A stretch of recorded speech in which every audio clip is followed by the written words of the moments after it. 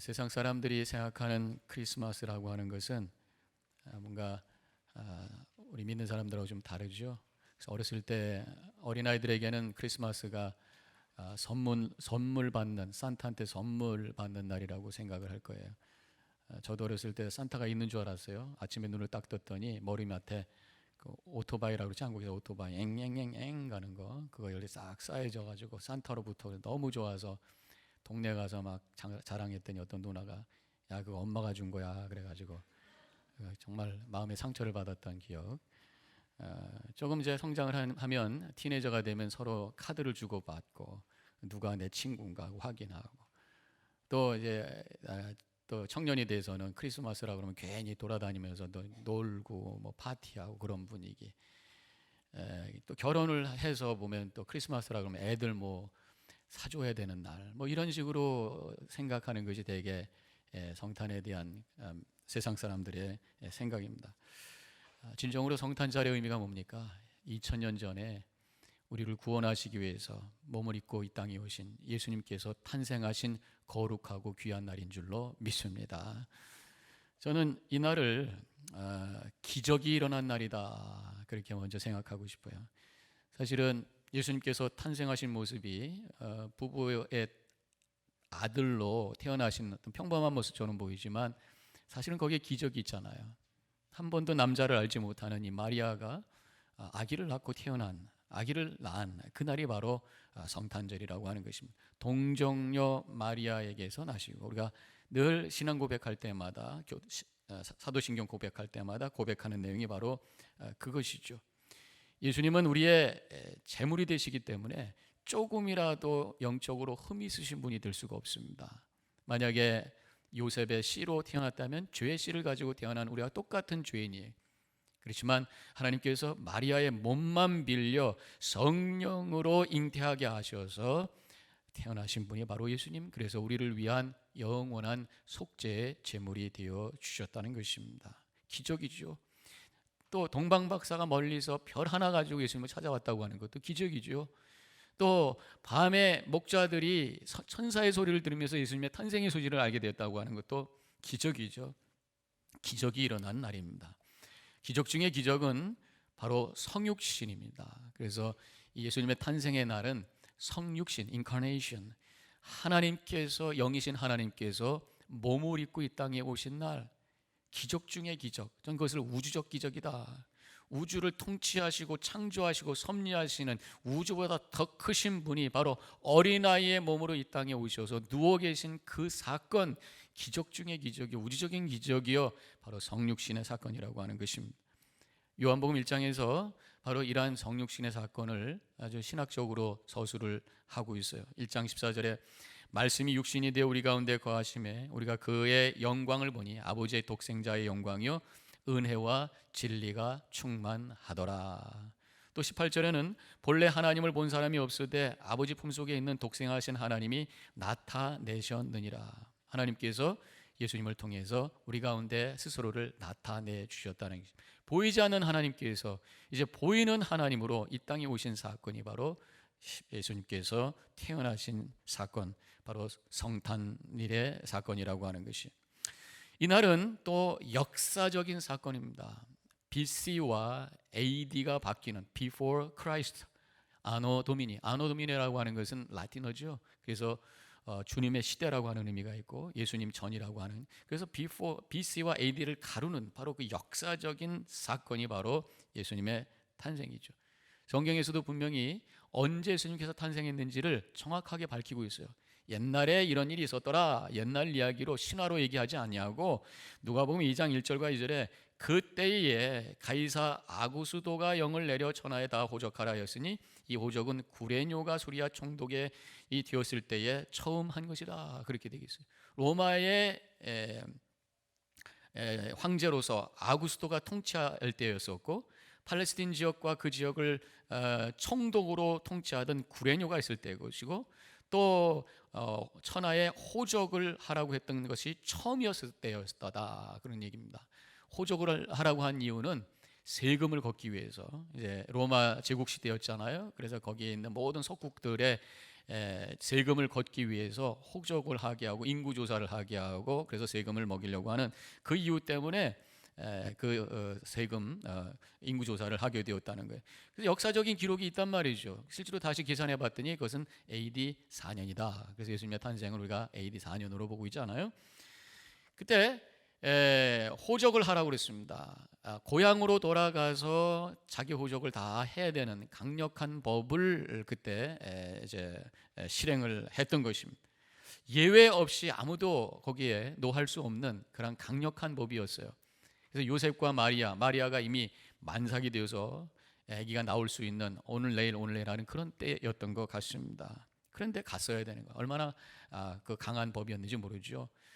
지금 같으면 뭐 별 문제가 없죠. 자동차 타고 가니까. 근데 그때는 걸어 다닐 시절입니다. 나사렛에서 살고 있는 요셉과 마리아가 베들레헴까지 가야 되는 거예요. 걸어서. 그러면 그게 얼만큼 되던가 보면은 한 130마일 정도 된다는 거죠. 130마일을 자동차 달면 2시간도 더 갈 수 있는 그런 거리입니다. 그래서 걸어간다면 하루에 20마일 정도 걸을 수 있다고 그래요. 그렇게 되면은 6일, 아기도 갖고 있는 만삭의 여인이 얼마나 걷겠어요. 그러니까 7일 정말 힘들게 아마도 그래서 낙엽 타고 간 게 아닌가. 낙엽 타고 가도 뭐 걷는 걸음하고 뭐 다를 게 없죠. 그래서 6일 7일 고생하면서 베들레헴에 갈 수밖에 없었다라는 것입니다. 그래서 베들레헴에서 아기를 낳는데 그 아기가 바로 예수님이셨다는 거죠. 근데 이렇게 고생하고 힘들었던 이유가 뭐냐? 결국 하나님께서는 구약에서의 예언을 이루시기 위해서다. 하나님의 뜻을 이루시기 위해서다. 구약에서 예수님의 탄생이 베들레헴이라고 했던 미가서 5장 2절이 이루어지는 시간이네. 베들레헴 에브라야 너는 유다 족속 중에 작을지라도 이스라엘을 다스릴 자가 내게로 나올 것이다. 그렇게 말씀하고 있는 그 구절이 이루어지는 그런 과정이었다라는 것입니다. 동방 박사들도 처음에는 유대에 왕이 났다고 하는 것을 알았습니다. 그래서 왕이 났으면 어디서 났겠어요? 궁궐에서 났겠죠. 그래서 예루살렘으로 간 거예요.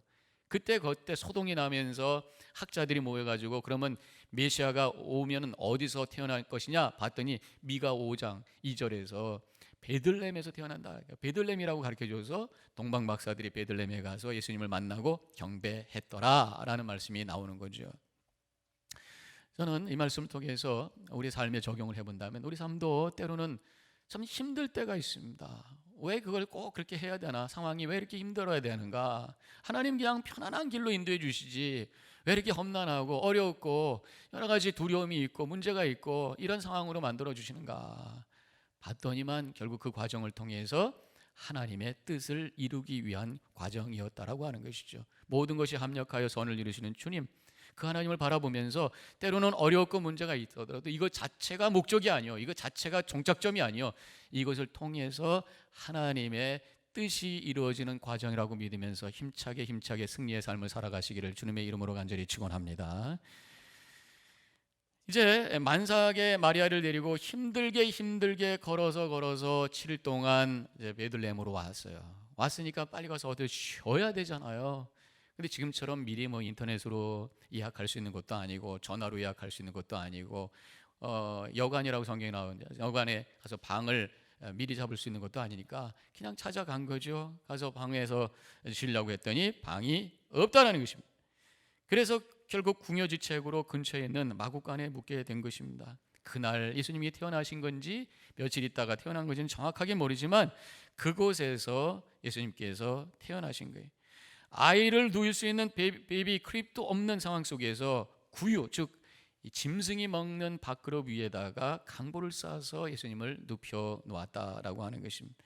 이 팔레스타인 지역은 참 동굴이 많아요. 그래서 보통 이 마구간을 만들었다기보다는 동굴에다가, 집 바로 뒤에는 아니지만 자기 짐승들을 동굴에다가 가두는 경우들이 많다는 것입니다. 저도 이제 팔레스타인 지역에 10여 년 전에 한번 성지순례 갔던 적이 있습니다만은 돌멩이도 많고 바위산도 많은데 동굴이 많아요. 동굴이라고 깊은 동굴이 아니라 이렇게 푹푹 파여 있는 동굴 같은 게 많습니다. 거기다가 그냥 펜스 치고 짐승 가두면 그게 마구간인 거예요. 그래서 제가 그림을 하나 찾아봤는데 예수님의 탄생의 그림을 보면 이런 그림이 나옵니다. 동굴 안에서 밖을 보고 있는 거죠. 밖에 이렇게 도회지가 있고 동굴 안에 아기를 낳은 요셉과 마리아가 있고 짐승들이 있는, 그리고 이제 거기에 와 있는 그 목자들이 보이죠. 지금 방이 없어서, 여관에 방이 없어서 할 수 없이 마국간에서 지금 거하고 계신 예수님의 모습을 보게 됩니다. 성탄절이 되면은 우리가 듣고 있는 얘기 중에 여러 가지 얘기가 있죠. 그 중에 하나가 랄프라는 정신지체 아동의 얘기가 있어요. 어느 교회에서 성탄절 연습을 하게 되었다고 합니다. 정신적으로 조금 부족한 이 랄프도 아이들과 함께 이 성탄절 연극에 동참하게 되었어요. 다른 친구들은 다 뭐 마리아도 하고 요셉도 하고 여관 주인도 하고 목자도 하고 동방박사 다 했어요. 얘는 뭘 시킬까? 랄프에게는 어려운 거 시키면 안 되니까. 그래가지고 딱 대사가 하나가 있는 게 있어요. 뭐냐면 바로 여관 주인입니다. 대사는 방이 없어요, 이거예요. 얼마나 쉬워요. 그래서 이 랄프에게 넌 딴 가지 말고 이것만 외워. 방이 없어요. 방이 없어요. 방이 없어요. 열심히 외웠어요. 그래서 연습도 열심히 잘하고 리허설도 잘 마쳤습니다. 방이 없어요. 잘한 거예요. 이제 어른들 다 모아놓고 이제 시간이 되어서 연극을 합니다. 요셉이 만삭이 된, 연습 때는 만삭이 아닌 것처럼 됐지만 그때 이제 배도 뿌룩뿌룩 하고, 그 다음에 이제 막 이렇게 지친 모습으로 연기를 아주 잘하면서 요셉과 마리아가 여관을 문을 두드리긴 거예요. 문 좀 열어주세요. 방이 있어요. 지금 우리 아기를 낳으려고 하는데, 우리 아내 낳으려고 하는데 방이 있어요. 막 급한 마음으로 그렇게 질문을 막 요구를 하는 거예요. 그때 이 랄프가 뭐라고 얘기해야 됩니까? 방이 없어요 해야 되는데 갑자기 쳐다보는데 눈물이 핑 도는 거예요. 방이 있어요. 방이 내 방 하나 있어요. 그래가지고 영국은 엉망이 됐지만 많은 사람들이 은혜를 받았다는 거예요. 바로 우리 애가 어떤 모습이냐, 예수님께서 내 마음을 두드리면서 방이 있냐? 내가 지금 네 속에 들어가서 너와 함께 거하길 원하는데 문 좀 열어줘. 방이 있냐? 할 때 방 없어요 라는 게 우리의 모습이 아니라는 것이요. 랄프와 같이 방이 있어요. 내가 있는 그 방을 주님 앞에 내어드릴 수 있는 결단의 시간이 되시길 주님의 이름으로 간절히 축원합니다. 가시나무새라고 하는 노래 아시죠? 뭐 시인가 촌장인가요? 그런 분이 불렀다고 그러는데, 이게 대중가요가 아닙니다. 원래가 복음성가로 지은 거를 이렇게 대중가요처럼 부른다고 그러는데, 내 속엔 내가 너무나 많아. 한번 제가 말씀드렸던 적이 있을 거예요. 가사가 이거잖아요. 내 속엔 내가 너무나 많아. 당신의 쉴 곳 없네. 내 속엔 헛된 바램들도 당신의 편할 곳 없네.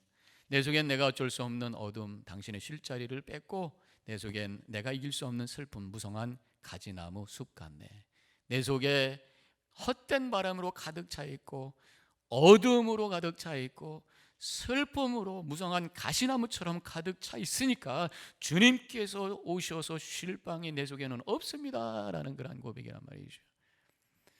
이번 성탄절에 모든 것을 다 내려놓고 내가 지금 있던 그 자리에서 빠져나와서 그 자리를 열어드려서 주님께서 내 안에 오셔서 내 주인이 되셔서 주님이 주시는 평강과 은혜로 충만한 이 성탄절이 되시기를 주님의 이름으로 간절히 축원합니다. 마지막으로 이 성탄절, 2000년 전의 성탄절 날은 평화로 가득했던 날입니다. 오늘 본문에서 천군 천사가 찬양을 합니다. 14절에 있는 말씀 같이 함께 읽습니다.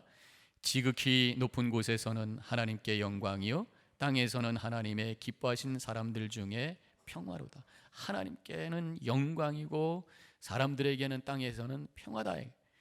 바로 예수님께서 오셔서 하나님의 구원의 역사가 시작이 되는 이 순간은 하나님이 영광 받으시는 거룩한 순간이고, 바로 그 순간은 하나님과 진노 아래 원수되었던 자들이 새로운 소망을 갖게 되는 평화의 시간이다 라고 선포하는 것이 바로 이 찬양의 내용인 것입니다.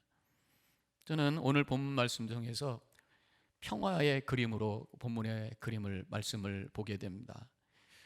밖에 지금 목자들이 있습니다. 목자들이 밤에 잠을 자지 않고 양들을 치고 있어요. 8절에 보면 그 지역의 목자들이 밤에 밖에서 자기 양떼를 지키더니, 물론 고요하고 뭐 상당히 평화로운 모습 같죠. 그러나 사실은 목자들에게 가서 직접 물어본다면 당신의 지금 어떤 상태입니까? 당신의 마음이 평안하고 이렇게 전원적인 그러한 아주 그런 평화로움 속에 지금 있는 상태입니까? 라고 얘기한다면 아닙니다 라고 분명히 얘기했을 거예요.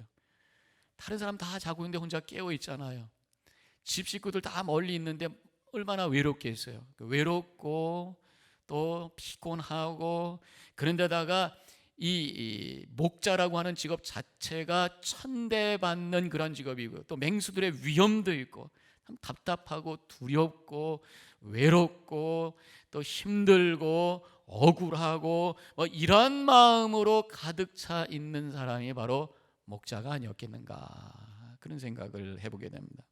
원래 이스라엘 백성들은 40년 광야 생활하면서 목축업을 했던 사람들이에요. 사실 목축업을 하는 목자가 굉장히 중요한 어떤 직업이었지요. 그런데 그 사람들이 가나안 땅으로 들어가서 가나안 땅에서 이제 동네를 세우고 도시를 세우면서 필요한 게 바로 농사입니다. 농사를 짓게 되죠.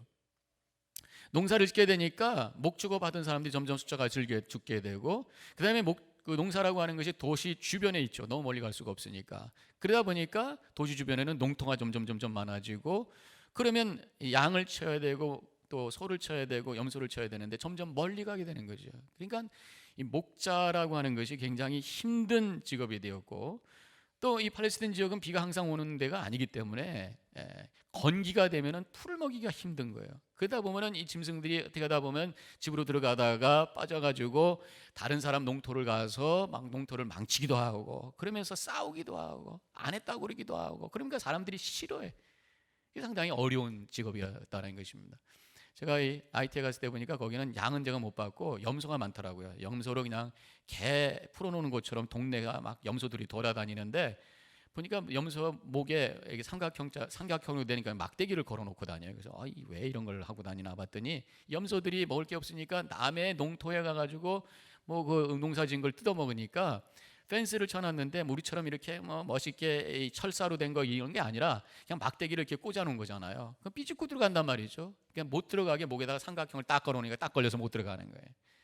그러면서 자기 농토를 보호하고 있는 것을 보면 아마 이 팔레스타인 지역에 그 당시에 또 이 양과 염소들이 남의 밭에 들어가서 그것을 망치곤 했다라고 하는 것을 알 수가 있는 거죠. 그래서 이 목자들은 항상 의심의 대상이고, 목자들하고 싸우기도 하고, 그래서 그 사람들을 싫어하기도 하고, 때로는 그래서 법정에서 어떤 이슈가 있을 때 그분들을 법정의 증언자로 세우는 것도 아예 할 수 없는 그 정도로 취급을 받았다는 거. 얼마나 억울하고 서럽고 슬프고 외롭고 힘들고 그러한 상황 속에 어둠 속에 있을 때에 예수님의 탄생이 그들에게 증거됐다. 얼마나 그것이 기쁨이요, 얼마나 그것이 소망이요, 얼마나 그것이 그들에게 평화가 됐겠는가라고 하는 생각을 해보게 됩니다.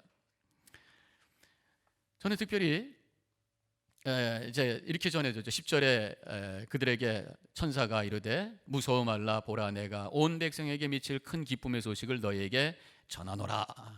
바로 그들에게 주어진 기쁨의 소식이라고 하는 것은 새로운 메시아가 왔다는, 새로운 왕이 오셨다는, 이 세상이 새롭게 뒤집어지는, 그래서 하나님의 뜻이 이루어지는 하나님 나라가 시작이 된다는, 얼마나 그것이 기대가 되고 얼마나 그것이 소망이 됐기에 더 이상 천대받지 않아도 되고 귀한 존재로 인정받으면서 살 수 있는 그러한 새로운 세상이 시작이 됐다고 하는 것을 믿으면서 그들이 소망 가운데 평강을 경험했을 것이라는 것입니다. 전 무엇보다도요, 그들에게 이 예수님의 탄생의 소식이 제일 먼저 전해졌다고 하는 것이 얼마나 큰 특권이고 얼마나 큰 기쁨이었겠는가. 여러분들 아마 가장 기쁜 소식, 중요한 소식을 들으면 누구한테 전하겠어요? 로또가 당첨이 됐다라든가 그러면 누구한테 전하겠어요? 담임 목사한테 와서 얘기하시겠어요? 아니죠. 여러분들이 가장 사랑하는 사람, 가까운 사람, 아내나 남편에게 먼저 말씀하시겠죠. 그래서 귀한 소식을 누구에게 제일 먼저 전하느냐, 이것이 그 사람이 누군가라고 하는 것에 대한 분명한 확인하는 시간이 될 거예요. 예수님께서 탄생하신 소식을 하나님께서 천군천사를 통해서 목자에게 제일 먼저 가르쳐 주셨다고 하는 것은 그들이 그렇게 비천하고 연약하고 부족한 사람들이지만 하나님께서 가장 사랑하는 사람이라고 하는 메시지가 그 속에 있는 줄로 믿습니다. 그래서 내가 힘들고 어려울 때, 내가 정말 하나님의 은혜가 필요합니다라는 고백할 때 주님께서 먼저 오셔서 내가 너를 사랑하는다. 내가 너에게 기쁨의 소식을 준다. 너에게 소망을 주기를 원한다. 평강을 주기를 원한다. 주님께서 우리에게 기쁜 소식으로 채워주시는 줄로 믿으시길 바랍니다. 시편 62편 1절과 2절에 내 영혼이 잠잠히 하나님만 바라며 나의 구원이 그에게서 나오는도다. 오직 그만이 나의 반석이시오 나의 구원이시오 나의 요새시니 내가 크게 흔들리지 아니하리로다. 주님 바라보면서, 바람이라는 게 소망하면서 내가 소망이 생겼더니 거기서 내 속에 흔들리지 않는 평안이 오게 됐다는 거죠. 여러 가지 어려움과 문제 속에서, 또 눌림 상황 속에서, 두려움 속에 있을 때 주님의 그 귀한 소식으로 말미암아, 사랑의 소식으로 말미암아 소망을 갖게 되었을 때에 흔들림이 없는 평안으로 승리하게 되는 줄로 믿습니다. 바로 이것이 이 목자들의 평화의 모습이에요. 저는 마국간에서 보여지는 평화의 모습을 오늘 본문에서 보게 됩니다. 아까도 말씀드렸던 것처럼 마국간은 동굴과 같은 곳이었어요. 12절에 보면은 너희가 강보에 쌓여 구유에 누워 있는 아기를 보리니.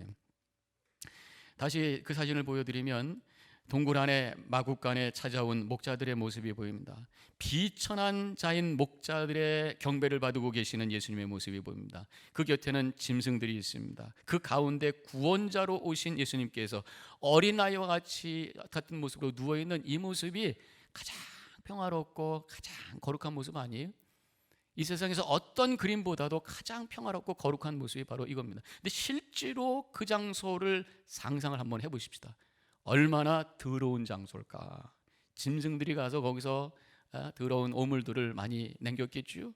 그리고 거기서 음매하면서 얼마나 소리가 시끄럽겠어요. 냄새가 나고 더럽고 또 빛도 없이 컴컴한 곳, 습기 있는 곳, 그런 곳이 가장 아름답고 평화로운 곳이 되었다. 왜?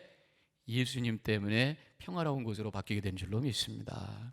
우리 삶 속에 때로는 어렵고 힘들고 또 냄새나고 복잡하고 소음이 있고 여러 가지 그런 상황 속에 있을지 모르지만 그곳에 우리 예수님만 오신다면 그 마음이 가장 거룩하고 가장 평화로운 장소로 변하게 되는 줄로 믿으시길 바랍니다.